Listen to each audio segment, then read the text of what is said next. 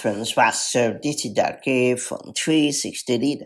It's time to learn how to hide betting odds in Apple Sports app on iPhone. In more ways than one, Apple Sports is an exciting sports app. The app allows you to follow your favorite leagues, tournaments, teams using an easy-to-read scoreboard interface. By default, the game screen displays the match betting odds, but if this information doesn't appeal to your taste, you can easily hide it. That said, let me show you how it's done the quick way.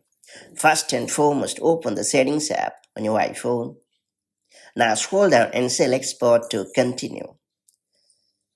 Under Sport Settings section, turn off the toggle right next to Hide Betting Odds and you are good to go. The next time you open the Sports app, the betting odds card will no longer be displayed. Later, if you ever want to get back this feature, head into the same Sport setting and then turn on the toggle right next to Hide Betting Odds, and that's all there is to it. If you found this video helpful, do like and share it, and I'll see you in the next video with more such handy iPhone tips and tricks. Till then, stay safe and happy at home. Bye.